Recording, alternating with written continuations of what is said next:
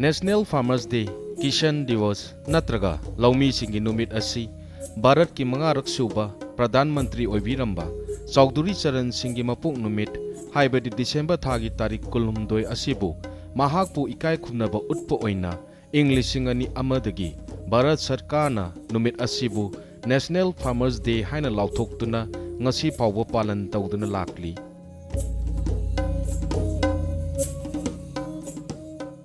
iramdam asidasu sandum ningthau development association ukasoi mana ingkol imphal west amadi green foundation manipur na khusamnaduna national farmers day inglising ani kungi palan asi imphal west district ki ukasoi mana ingkol da laiba green foundation gi sinsang organic demo farm da december thagi tarik kul ngahumdoi da pangthokre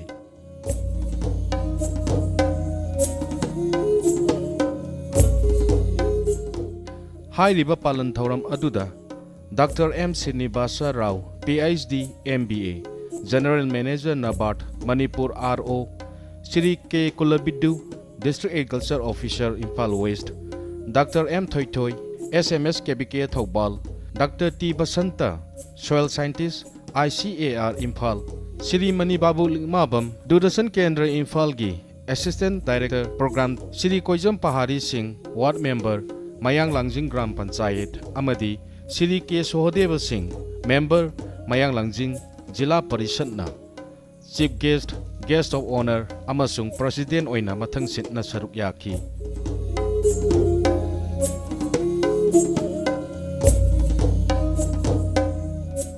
Thauram adugi keynote address piraduna Green Foundation Manipur gi Chief Executive Officer U Himatna Thauram asi palan tawbagi maram organic farming gi kanaba amadi mangjaba loinana laumi singda yen gi loan pibagi matangda wafam kaya thamki India ki manga suba Prime Minister oibiramba Chaudhary Charan Singh gi magi mapok numit se December gi tang kulhumdoi je khoina jati gi oiba national Farmers Day haina mathang akhoi thorum pangthoktuna lai hariba Chaudhary Charan Singh haibase lomi singi lusing bamo oina farmer leader amoina horpadagi mana akon bada politics or matungda rajniti or matungda minister or matungda mathang prime minister or phabada mana lomi singi matangda lomi singi yaifana bitam ka tobuje sungap lepamda ba mahangna bill kaya hautok pirami ariga mahangna ano ba ek kaya ju channa pirami अखोइना यामना तोइना पंजाब अखोगी national bank for agriculture and rural development NABARD हारिबा से मागी मतमदा तौरमबनी माग से सही फाना प्राइम मिनिस्टर बनते अदुबु मागी लौमी की लुसिंगबामो अइना लरकपा अमसुंग तेलबा मतमदा प्राइम मिनिस्टर ओरंबा मतमदुदा माना लौमी सिंगी दामोता कथोक पिरंबा तौबिरंबा प्राइम मिनिस्टर अमोइना तौबिरंबदो अखोइना निंगसिंगबो ओइना लौमी सिंगी याइफनबगी नुमित नेशनल की फार्मर्स डे हाइना सिंगबो प्रोग्राम अमा अखोइ पांथोक जबनी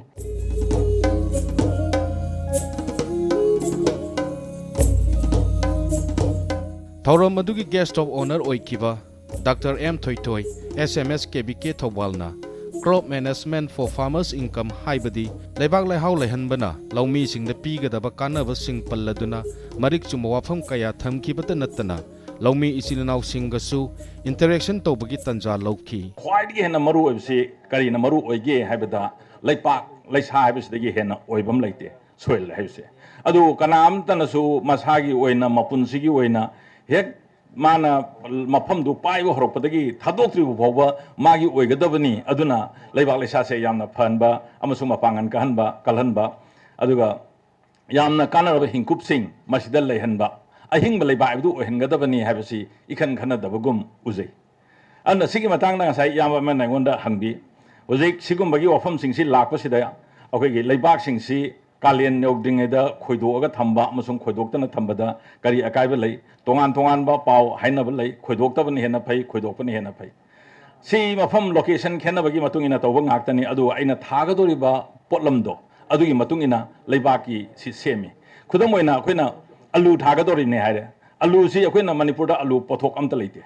karigi pothok leitabno haiba kanda alu si pambigi karamba sarukta panbage haine hek hangnarpa matamda ayamba miosin haibi masi marada palena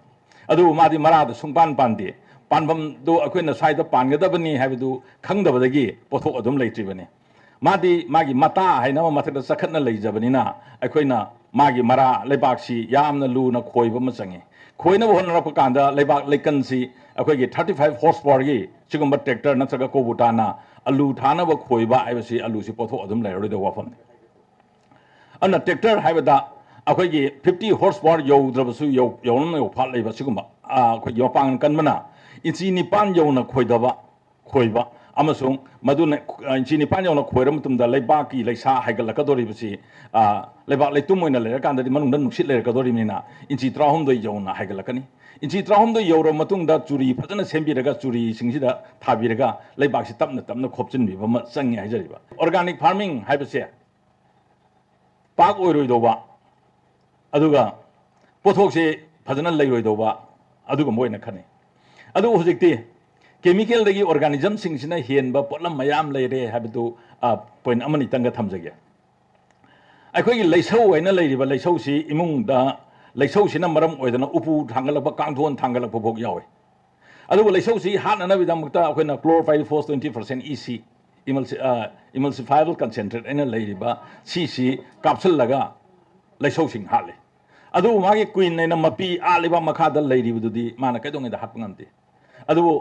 अखोगी organic farming दा सिजनरिबा मेटारहिजिम इनिसोफ्लिया आइना लेरिबा कोकफाई सिदी ngasagi leisausi mathakta kapsangiba natraga kakchiengi mathakta cholhangiba magi kokphai si asai leisau amasung kakchiengu masigi mathaksida hauraaga mana sum mathang sakidna a manungda leiriba madi magi antenna aduna mathang thengna bakanda leina se mathang sandokhi amasung leibak manungda leiriba queen du yona anaba koigi kokphai si spirits sandoi madudagi mai whole colony du mange ibne असुमना organism ने हेना कानरपा सी यामना लई हाजरिबा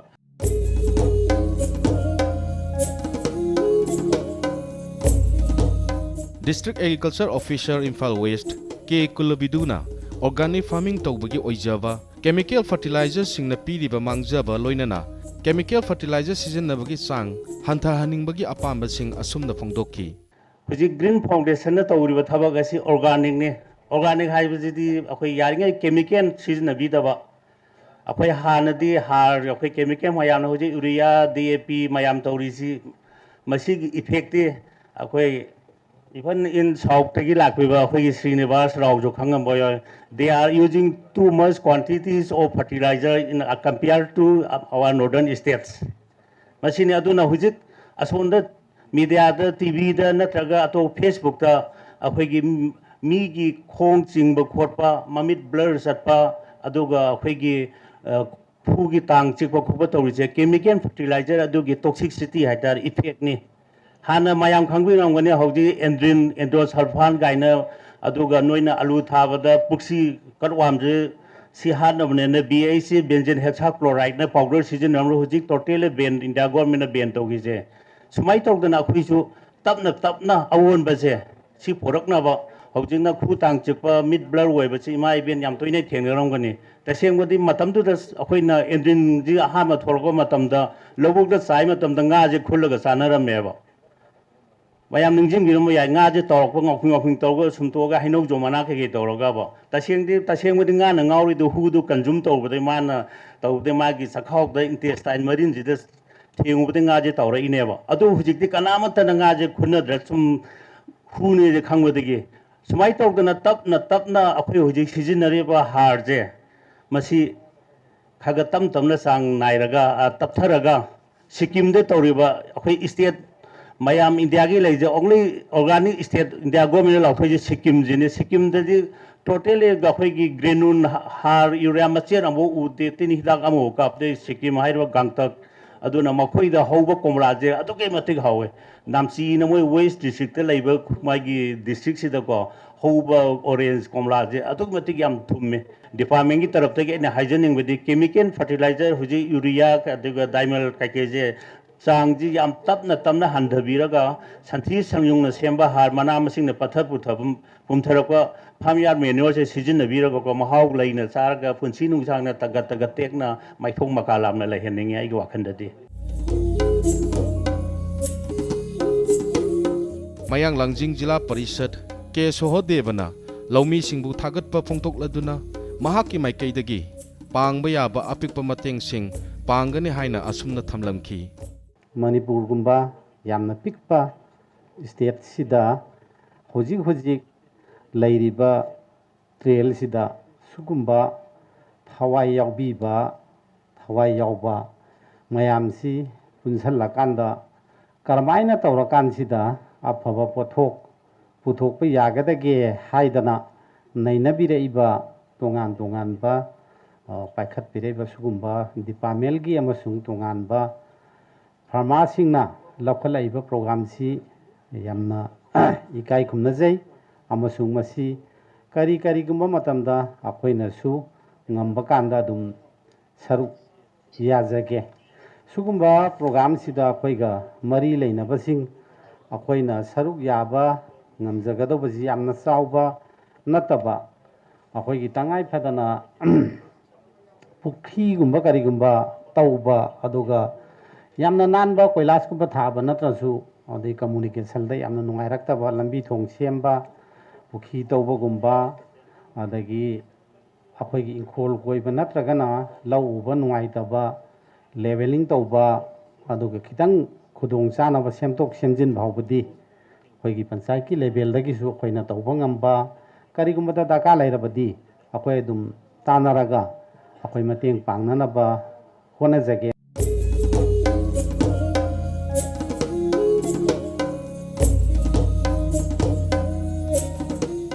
थौरम अदुगी chief guest ओइखिबा NABARD Manipur RO general manager doctor M Srinivasa रावना नबार्ड की मखादा राज्य असिदा पीरिबा मतेंगसिंग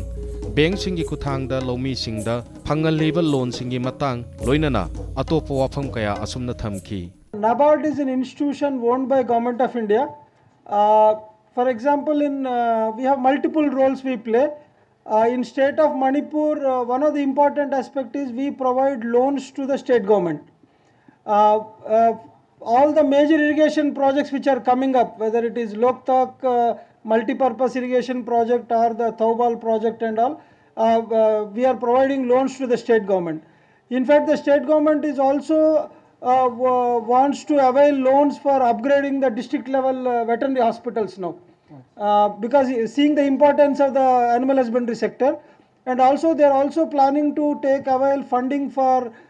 increasing the roads, bridges, so the basic infrastructure required for the villages. This is one way NABARD contributes to the development of the rural areas. Loans to the banks, whether it is private sector banks, small finance banks, or the Grameen banks, rural banks, or the cooperative bank. We provide loans to the banks so that they can reach out to you by way of Kisan Credit Card, term loans and others. Another area of NABARD is promoting these women groups, self-help groups, organizing them as a women group so that they can take up entrepreneurship. And now we are also organizing the farmers into farmers clubs and farmers producer organizations. In Manipur itself, now we have 10 farmers producer organizations who are involved in this agriculture and allied sector activities. We also supporting this Krishi Vigyan Kendras, other organizations for training of the farmers, skill development in handlooms and handicraft sector also. What we are now looking at is farmers taking up integrated farming so that this organic way of cultivation can be practiced. This is possible only when you are taking multiple activities, not one crop. It is multiple crops and also taking animals, poultry, piggery and all together as an integrated farming system. We are now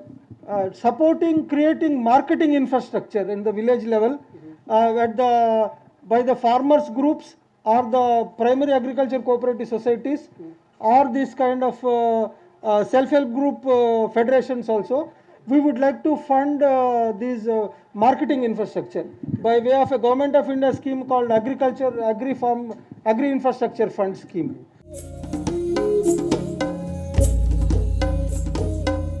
Doordarshan केंद्र इम्फाल की assistant director programme Shri मणि बाबू लिंगमा बमना अखोई इरमदम असी लंगू सिंगुबदा तांजब लमनी हाइरदुना लौमी सिंगी मरु ओइबा organic farming की कानबा अमदी chemical fertiliser की मांगजब पल्लदुना असुमना हाइकी Manipur the हिंगिबा मीसिंगसे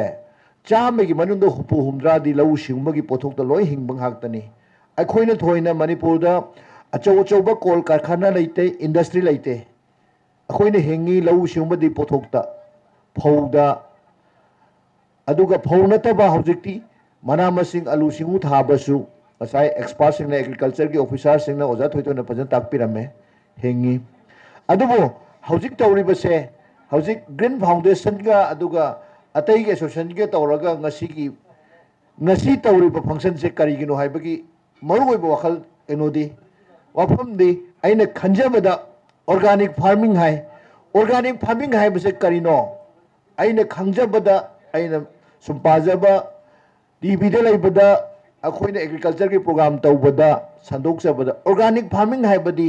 ओजा थोइ थोइ ngसाइ फजन हाइबी खिबदोने ममांगैदा चही मंगा तरा की ममांगदा कुनकुथरा की ममांगदा फौसी यामन थोंगना बनेना अखोइगी chemical fertiliser urea diamond potash मयाम चाइ बदुना मधु चारुबदगी अदगी ngसाइ ओजाना हाइबी खरे एक्सपर्ट अमन हाइबी खरे एग्रीकल्चर एक्सपर्ट अखोइदा लौना ताबा हिदाक तिल्लु सीननबा एंड्रिन लाइना अमा हापुबदगी मधुगुम एंड्रिनो फौदा चंग्रगा चारुबदगी करी करी लाइना पोलाई कैंसर गुम्बा येंगबा ngamdaba ngasai mit tanglakpa aduga khongda pomthorapa mayam je tholakpadagi hojik prithvi gi oina bharat gi oina kari torpatai kari onmo porpatai lau singmui pothokta फौदा अलूदा हवाईदा केमिकल फर्टिलाइजर हार सिंजे हाप के मौता ऑर्गेनिक फार्मिंग हाइबदी केमिकल की हार से सुगा योगदबा सती संग सेंबा मना मसिंग पुमदल सेंबा अदुगुंबा हार दो हापका लौ दो पुथोगदी फौदो पुथोगदी मना मसिंग दो पुथोगदी अखोई लाइना सिंसे अमा भाव लेरोय हक्सांग फबुसु हेनी हाइबदगी ऑर्गेनिक फार्मिंग सिदा ngasiदी भारत की मणिपुर की scientist सिंगना ahi asing singna prithvi go ina organic farming da mai se loi onjale Dr. T. Basanta, soil scientist, ICAR Imphalna, management of soil organic carbon haibadi mana masing singna aikoi gi leibak laihau asida karamna carbon singbu yoksinduna thamba charu mai thadokpana leibak laihau da manghan bana singba sing palladuna asumna hai पांबी हौरिबा सिंगसिना माना अजु कोइना मागी पुनसिदा कोइना हेक हौरपरि समना हाइबा फौ हाइसे फौसे कोइना था अहुम मरी चंगना कोइना माना थबक तौरैसे Koyna होंतोखरिबा नुंसा सोनसि सोरसे carbon dioxide नोइना होंतोखरिबे माना लौसललकांदा मसासे नोंमा नोंगी वांखलगा मसासे फाजलगा थमैने मसिगी से कोइना माना था अहुम मरी चंगना फाजलगा थंबा कार्बन हाइसे लेबाक्ता अमूबगी सरुक यावरिबा मसी सिंगची अखोइना मिनिट 5 दा मई थादोकपसे असि थादोग लोइन पाइगिदोइने अमूब खरा नतना कोगी मैतानना लेहौबसिदि कार्बन खर लेहौने अदुबु कोइना वामई हाइना ngौना फंगिबसे सिददि कार्बन से अमता यावद्रे लोइ पाइखरे अदुना माना तौजरब थबक सिंग उमना चाही कुन-कुंथ्रा हुंगप मतमदा कोइना मैतान कोगी उत ओलहनगिबसे सिदि माना फाजनजरप चाही क्यादि फाजलकपसिन कोइ लोइ मांगहनग्रबने अदुना मसिने आइना हाजगदो अदुगा ngasi मफमसिदा कोइना सिगी मफमसि सोसाइटी की ओइना लौमी लुककी ओइना लेबिरगदी ngasi सिदा लेरिबा चरुदी साइडे याम पैनगदी उरे मसि कोगी चरुजी बेलर कोगी लनाय ओइना लेब्रा नतगा मिंगोंदे वाइबा बेलर न तौरगा पुरक माले असिगुंबसे मतिक चाना मिसिन से लेरकांदा स्वाइदा लेरिबा चरुसिंगजे अमत मांगहनदबा पामजेबा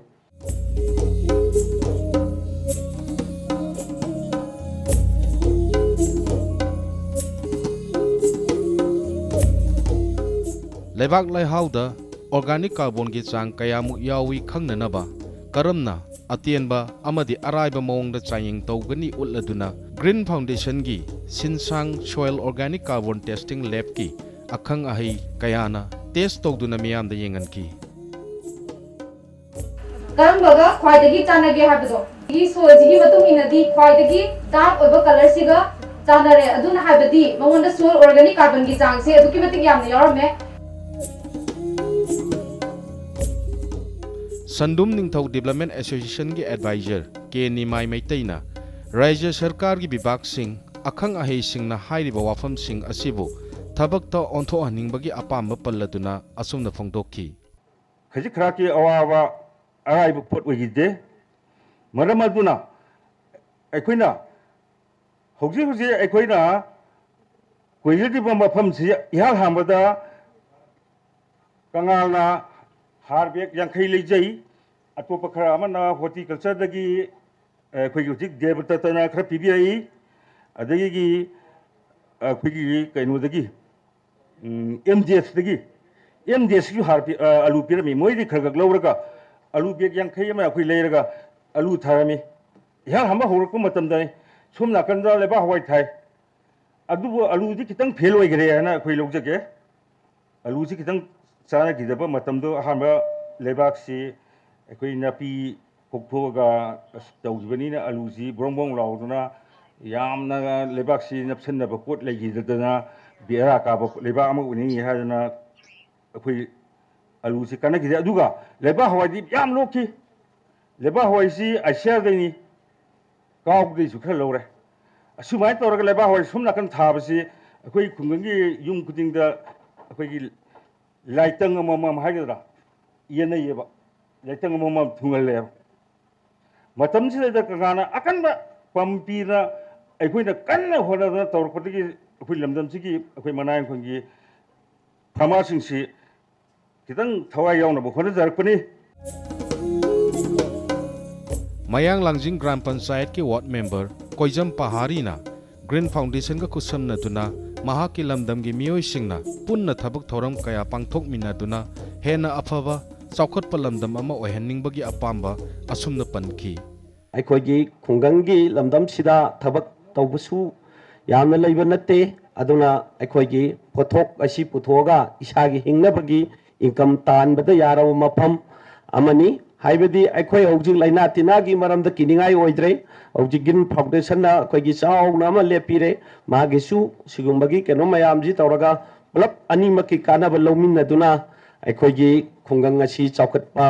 माइगैरोमदा संसेमिनसी हाइबसी आइगी फमदगी मयामदा नोलुक्चरी असुमना इंग लिसिंग अनि कुनगी ओइना नेशनल फार्मर्स डे की पालन उकासोई मना इंकोल इम्फाल वेस्टा यामना इंगना चिकना अमदी माई पाकना लोइसिनकी